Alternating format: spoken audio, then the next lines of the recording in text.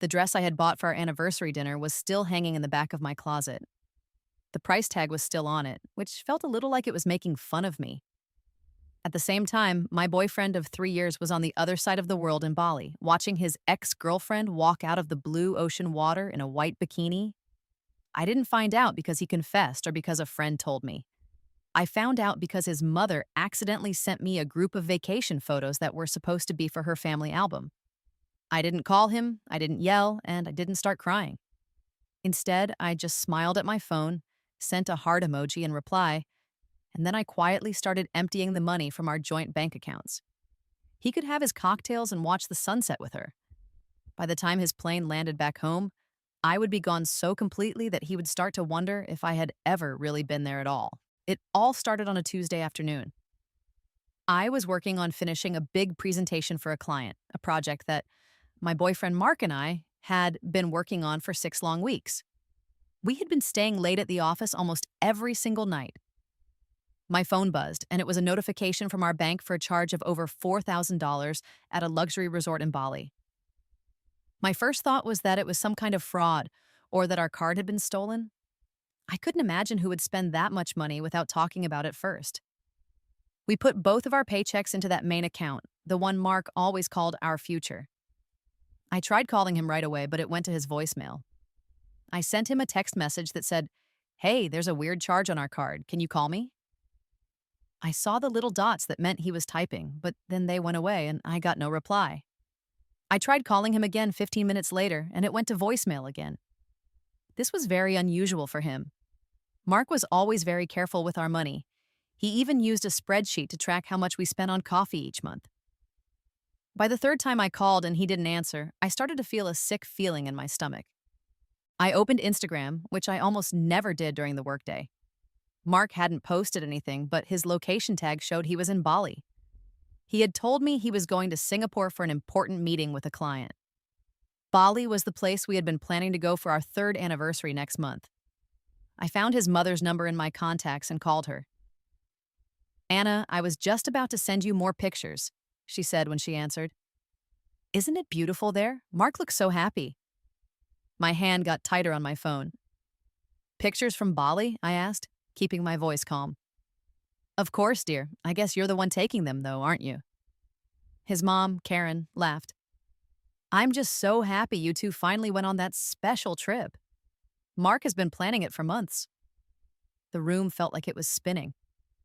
"Yes," I said. "It's beautiful. Could you send me the photos? My phone's camera isn't working right." "Of course, dear. I'll put them in the family album.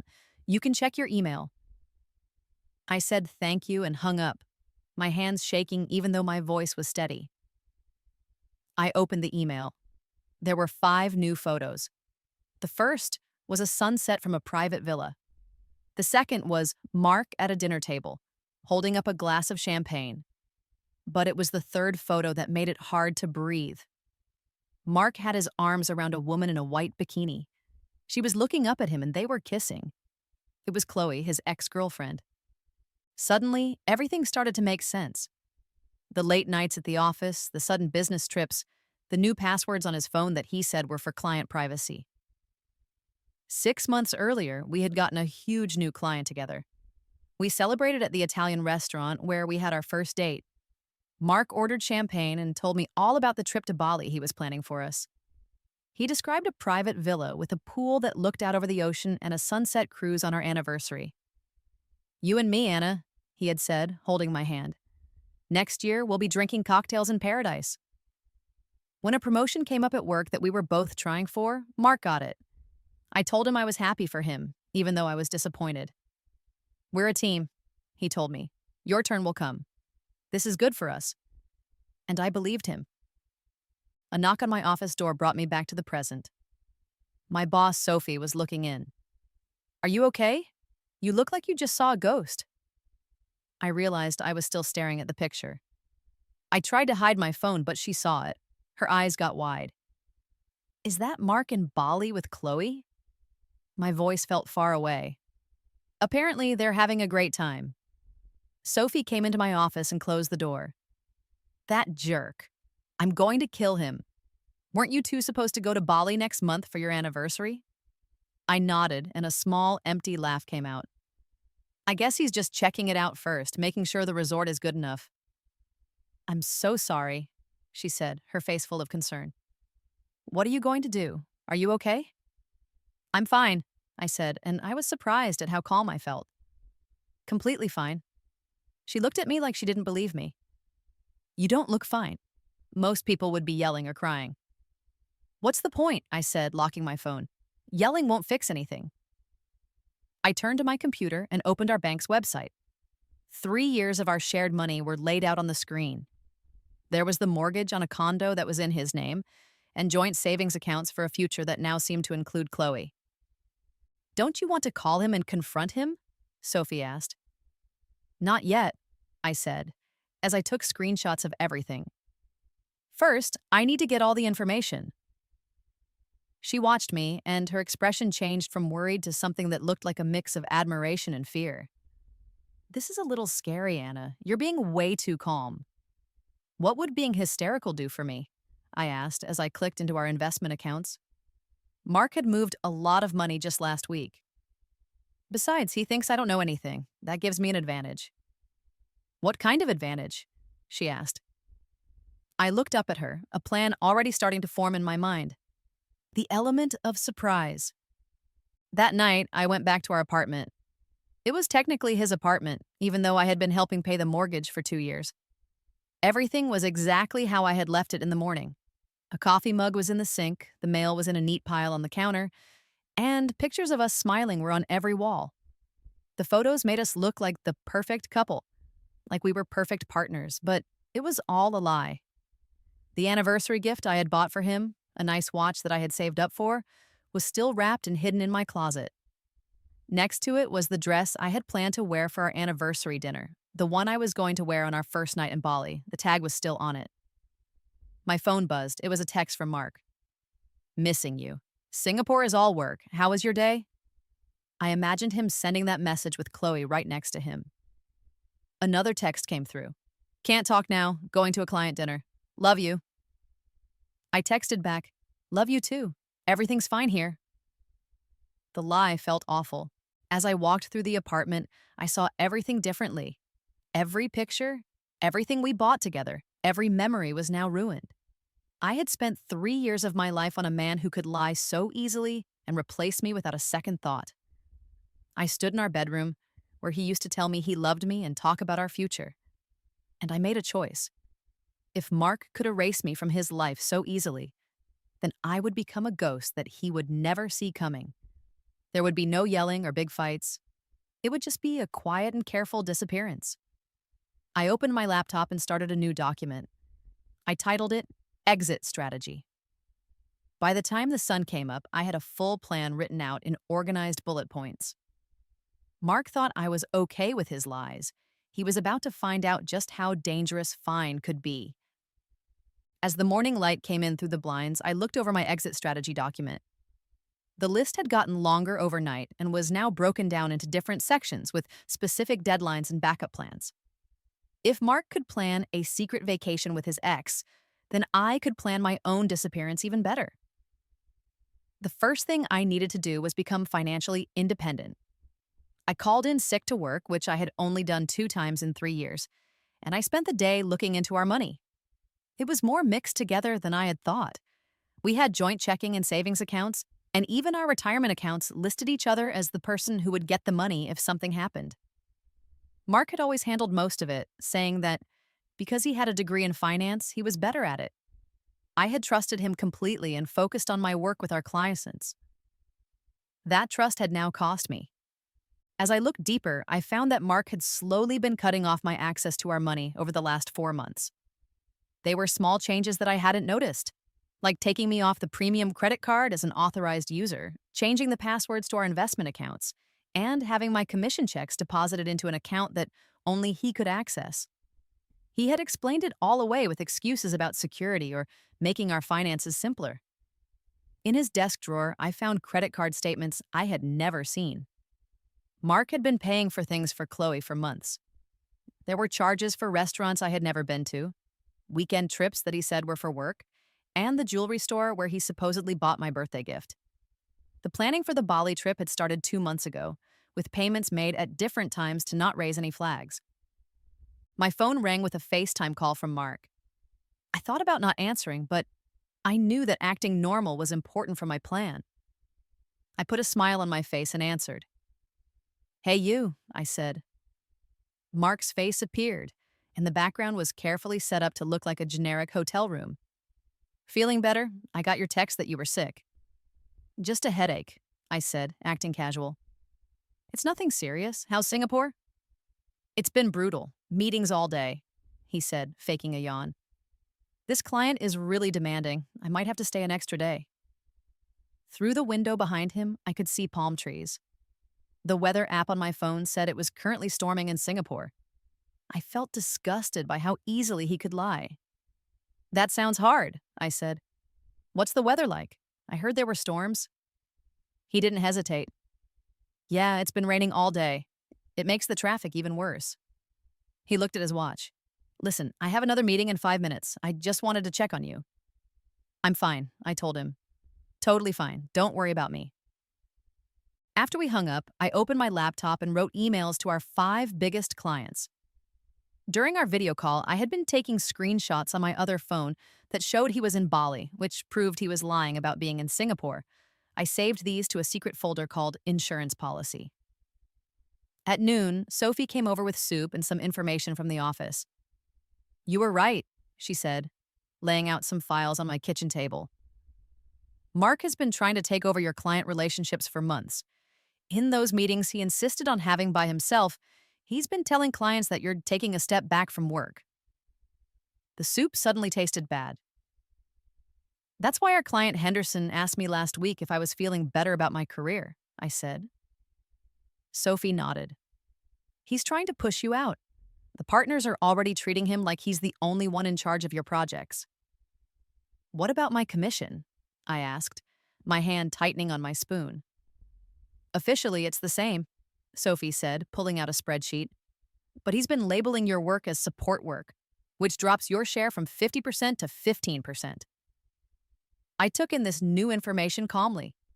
It was just another thing to add to the list of what Mark owed me.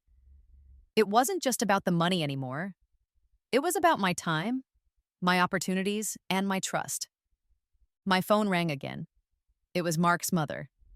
I almost let it go to voicemail, but I knew that getting information was more important than avoiding her. "Anna, I'm so glad I caught you," Karen said cheerfully. "I'm making plans for Mark's welcome home surprise. I thought we could all get together at your apartment the night he gets back. Just family and close friends." The situation was so ironic it was almost funny. "That sounds lovely, Karen," I said. "When is he getting back? I want to make sure everything is perfect." "Sunday evening, dear. His flight lands at 7:20.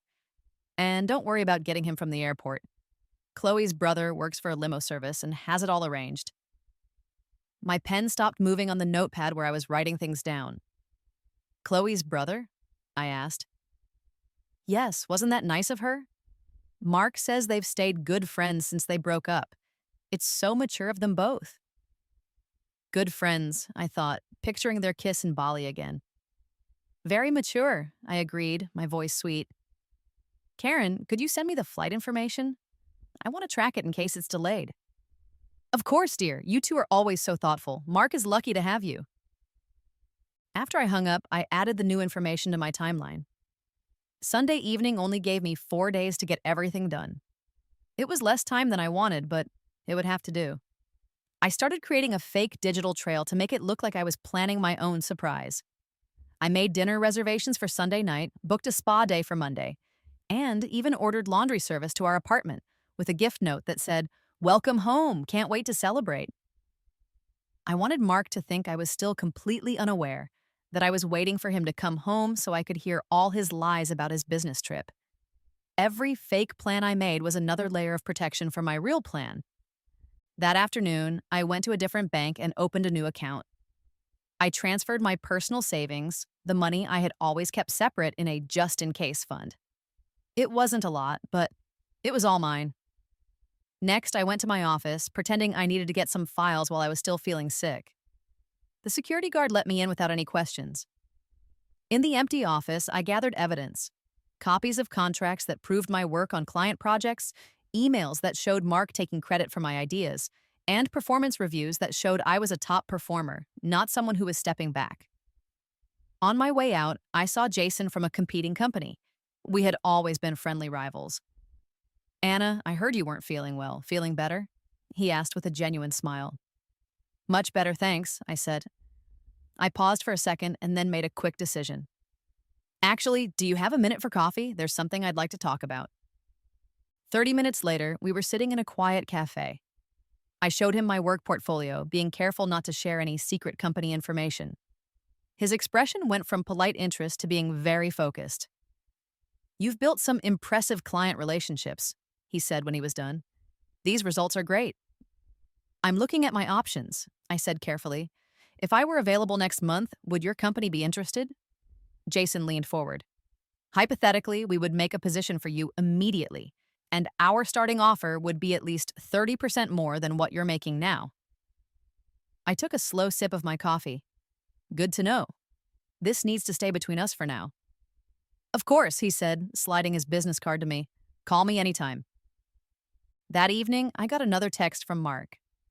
It was a picture of a sunset over the ocean with the caption, "Missing this view almost as much as you." The photo was clearly from a restaurant in Bali, but he had been careful not to show anything that would give it away. The next text made my blood boil. "Client dinner is running late. Think of me while you're falling asleep." I could have sent him the screenshots and proved that I knew where he was, but instead, I replied, "Always do. Sweet dreams." Then, I called Henderson, our biggest client. I showed him evidence of how Mark had been mismanaging his account while taking all the credit for my work. The call lasted for an hour and ended with Henderson promising to review his contract with our firm and requesting that I be his main contact from now on. "It's not revenge," I whispered to myself after I hung up. "It's taking back what's mine." I fell asleep that night surrounded by papers, financial records, client contracts, and our apartment lease. All the evidence of a relationship that I now knew was built on lies. There were 3 days until Mark came home. 3 days to take apart everything we had built and reclaim what was mine. The last thing I did before sleeping was change my status on the company's internal website to "available for new assignments." It was a small signal to the partners that things were about to change. Let Mark enjoy his last few days of vacation. The real storm would start when he got back. With only a few days until Mark's return, I moved from planning to action. I started waking up at 5 a.m. every day to get a head start. The countdown made everything feel very clear, removing any doubt I had. The first thing I needed to do was secure my career. I set up meetings with our 3 biggest clients, pretending they were just normal check-ins. I was careful not to include any details that would make them think to include Mark. My meeting with Mr. Henderson was first. He attended himself, which was unusual for a routine update. The big conference room felt empty with just the 4 of us. "Mark couldn't join us?" Mr. Henderson asked, his tone neutral. "He's still in Singapore," I said smoothly. I wanted to make sure everything continued to run smoothly while he was away. I presented the latest results from our campaigns, pointing out where we had done better than expected. Then, I slid a folder across the table.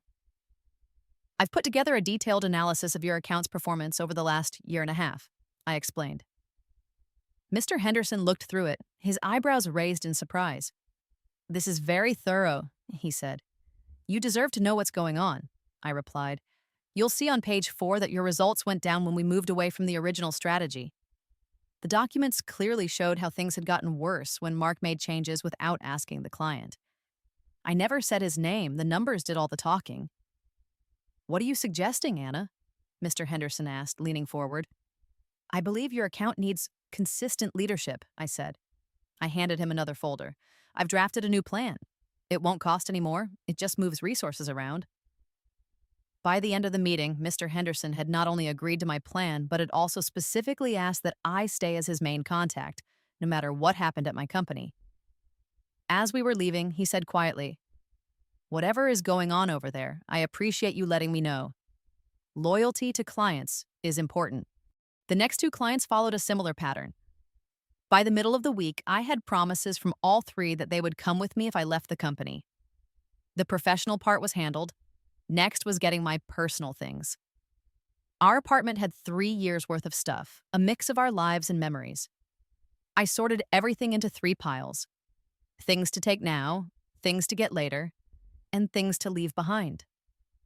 While I was sorting, I found some emotional things. In the back of Mark's sock drawer, I found a small velvet box with an engagement ring inside. The diamond sparkled in the light.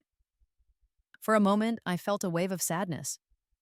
Was he going to propose when he got back from his trip with Chloe? Or was this just another part of his act? Behind our bedroom mirror, I found a pile of old anniversary cards he had written me.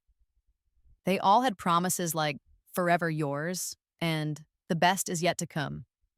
The words now just looked like lies. While I was doing this, my phone rang. It was Sophie.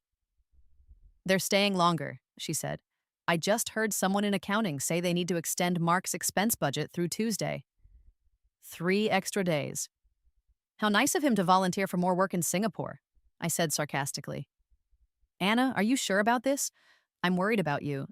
This calm planning is starting to seem strange. Maybe you should just confront him." "And then what?" I asked, putting the engagement ring back where I found it. "He says he's sorry, makes up excuses, and maybe even cries. But nothing would change. People like Mark don't change. They just get better at lying." "But at least you'd get to see his face when you tell him you know," she said. I closed the sock drawer. I'm not interested in a moment of satisfaction. I want long-term security. That evening, as I was packing my essential belongings into boxes, the doorbell rang. I looked through the peephole and saw Mark's brother, Michael. This was not part of the plan and could mess everything up. I put on a fake smile and opened the door. "Michael, what a surprise." "Sorry to just show up," he said, looking past me into the apartment. "Mark asked me to pick up some files from his home office. He said you'd know where they are." Mark hadn't said anything to me about files. Michael was obviously checking on me, either for Mark or for their mother. "He didn't mention it, but come on in," I said, glad that I had hidden my packed boxes in the guest room. "His office is a bit of a mess. I've been doing some organizing while he's gone." Michael looked at the half-empty bookshelves and clean desk suspiciously. "Doing some spring cleaning?" "Something like that," I said. "What are you looking for?" Michael hesitated. "The Henderson presentation materials in a blue folder." I pretended to look through the few remaining papers, knowing exactly what he was doing. "He must have taken them to the office. I can check tomorrow." Michael nodded, clearly uncomfortable. "No rush. He and his girlfriend extended their trip anyway. 3 more days in paradise." The casual way he said girlfriend confirmed it. The family knew. They probably always knew. "How nice for them," I said, keeping my smile. "Singapore has such great weather this time of year." Michael's eyes widened for a second before he caught himself. "Right, Singapore." After Michael left, I sped up my plans. The extra days gave me more time, but his visit meant they were suspicious. The next morning, I went to our bank. "I'd like to withdraw $12,000 from our joint savings," I told the bank teller. She checked the computer and then frowned. "This needs signatures from both of you for any withdrawal over $10,000. "I understand," I said, pushing a document toward her. "However, Section 4B of our account agreement says that either person can withdraw up to 40% of the balance for certain expenses without the other person's signature." The teller looked unsure and got her manager. The manager, a woman in her 50s, looked at our account history and the papers I brought. "This is an unusual request, Miss Evans. Can I ask why you need such a large amount of cash?" I leaned in and lowered my voice. "My partner and I are planning to buy an investment property next month. This is for the down payment. We were hoping to surprise his family with the news when he gets back from his business trip." The manager looked at me closely, searching for any sign that I was lying. I met her gaze with a steady, hopeful expression. After a moment, she nodded to the teller. "Process Miss Evans' withdrawal." 20 minutes later, I walked out with exactly what I was legally allowed to take. It was simply me taking back my fair share before it could be spent on another trip with Chloe. By Friday, I had signed a month-to-month lease on a small apartment across town, set up a new mailing address, and quietly moved my personal things. My new business, Evans Strategy Group, was officially created. The last step was meeting with my company's lawyer. I came prepared with a detailed file showing all of my contributions to the company and proof of how my work had been credited to others. "I'm not here to cause trouble," I said calmly. "I just want a clean and professional exit." The lawyer had always been polite to me, but it was clear he favored Mark. Now he looked genuinely disturbed. "This is very concerning, Miss Evans. Have you talked to the partners about this?" "Not yet," I said. "I wanted to get legal advice first. I don't want to fight, but I will protect my professional reputation." By the time I left, he had agreed to represent me in any discussions with the company. Later that evening, I sat at my new desk and wrote a letter to myself. It was a promise to remember my own worth and talent. The woman who had believed Mark's lies was gone. As I sealed the envelope, there was a knock on my door. It was my elderly neighbor, Mrs. Chen, with a package that was delivered to her by mistake. "I've been meaning to ask," she said. "Is everything okay with Mark?"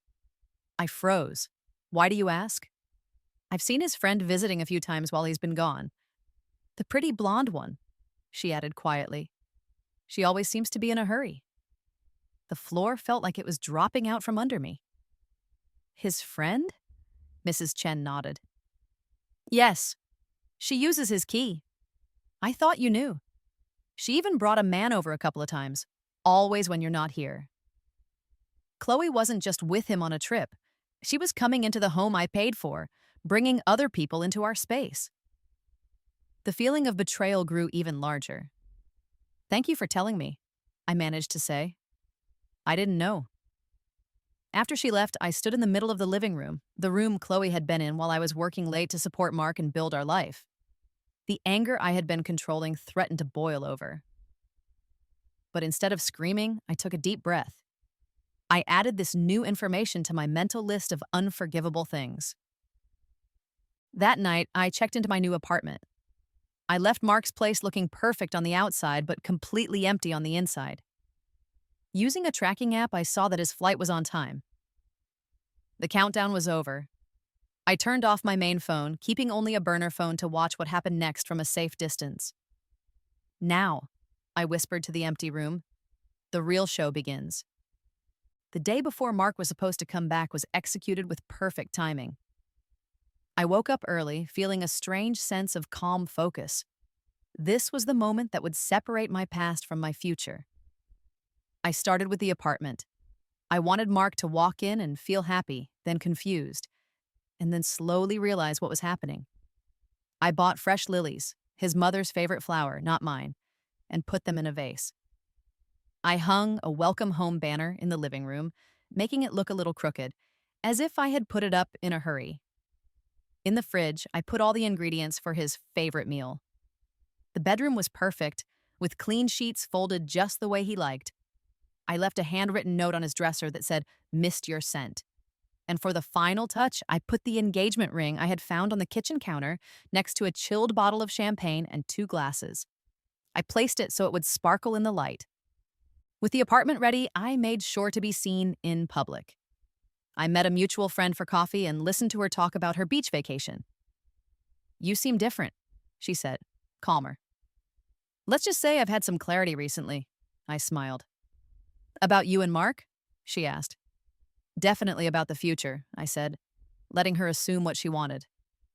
I went to the salon, telling the stylist I wanted to look my best for Mark's return. I went grocery shopping, telling the cashier I was making a big welcome home dinner. Every conversation created a witness, an alibi that I was happily waiting for Mark. I even posted a picture of the welcome banner on Instagram with the caption, "Counting down the hours." The comments came in right away, with friends saying how excited they were for us, and Mark's mother adding heart emojis. Mark himself commented, "Can't wait to see you tomorrow night, babe."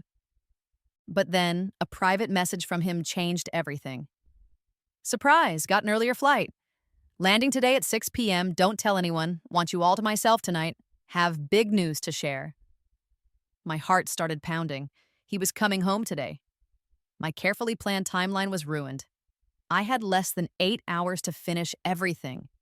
There was no time for mistakes. I took a few deep breaths and adjusted my plan. I called my new apartment's leasing office and confirmed I could get the keys today. The extra fee didn't matter. Next, I moved up my meeting with the company lawyer to noon. Thank you for being so flexible, I told him as I sat down. I laid out my folders of evidence. You mentioned some concerns, he started. Yes, I said, but there's more. I gave him more documents, emails, reports, client letters, that proved how Mark had systematically undermined my career. This crosses several ethical lines, he said, looking alarmed. I don't want revenge, I said, handing him my official resignation letter. I want a clean break and for my clients to be taken care of. By the end of the meeting, he promised my resignation would be processed without any problems and that my clients would be free to come with me. This won't be pretty, he warned. It never is when the truth comes out, I replied. With my professional life secured, I focused on the personal move. The movers I hired arrived at 2 p.m. to take my things from a storage unit to my new apartment. While they worked, I did one last check of Mark's apartment to make sure I hadn't left anything behind. In my closet, I found the anniversary dress I'd bought, tag still on. I almost left it, but then decided to take it. It represented my hopes, and I wasn't leaving those behind. At 4:30 p.m., I arrived at my new apartment. The movers were done. The space was smaller, but it was all mine. I unpacked the basics: sheets, towels, a coffee maker. At 5:15 p.m., I texted Mark. Traffic is terrible, might be late, so excited to see you. He replied immediately, just landed, see you soon, babe. I imagined him at the airport, maybe still with Chloe. At 5:45 p.m., I made one last visit to his apartment. I put my key on the counter next to the engagement ring and took one last look around.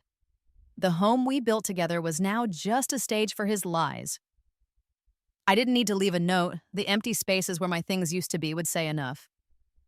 As I left, I got a notification that his flight had landed. I had about 45 minutes before he would get home, expecting me. Instead, he would find a perfectly set stage that was completely empty. My plan required me to be far away. I needed to see what happened without getting pulled back in. I turned on the home security app on my phone, the one Mark had installed to protect me. At 6:30 p.m., I settled into my new apartment and put the security camera feeds up on a large screen. At 7:02 p.m., the front door opened. Mark walked in with his suitcase, smiling when he saw the banner. Babe, I'm home, he called out. I watched as he walked through the apartment, his happiness turning to confusion. He checked his phone, probably for texts from me. He saw the food in the fridge, and his smile came back, thinking I had just stepped out for a minute. The bedroom camera showed him seeing the fresh sheets and his robe laid out. But as the minutes passed and I didn't show up, he started to get agitated. He noticed the missing toiletries in the bathroom and the empty spaces in the closet. At 7:43 p.m., he went back to the kitchen and finally saw the engagement ring next to the champagne. He froze. He picked up the ring, and I could see the moment he understood. What followed was a silent movie of panic, frantic phone calls, drawers being pulled open, his face changing from confusion to anger to dread. At 8:15 p.m., his mother arrived, clearly called in for support. I watched their frantic, silent conversation with a strange sense of detachment. When Mark finally collapsed on the couch with his head in his hands, I closed the laptop. I had seen enough. My phone buzzed all night with calls and texts, but I ignored them all. I sent one text to Sophie. It's done. I'm safe. Details tomorrow. That night, in my new apartment, I slept better than I had in months. The disappearance was complete. Tomorrow, I would start appearing as myself.